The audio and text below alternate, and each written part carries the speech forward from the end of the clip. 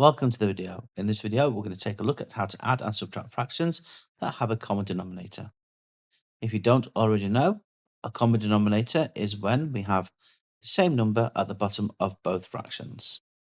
So, very simply, we leave the denominators alone and just deal with the numerators. Let's take a look at a couple of examples. Example 1. 5 over 9 plus 3 over 9. We have a common denominator, so we can just simply leave that alone. We don't do anything with it.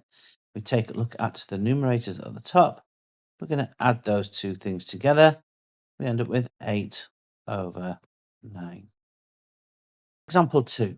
7 over 13, subtract 2 over 13. Again, we have a common denominator, so we leave that alone. We don't do anything with it.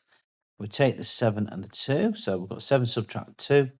Okay, on top, 7 subtract 2 is 5. So the solution is 5 over 13. So remember, when you're adding and subtracting fractions with a common denominator, leave that denominator alone. Just deal with the numerators. Don't forget, like, comment, and subscribe. And don't forget to hit that notification icon so you get to hear all about the latest videos as they're posted. See you in the next one.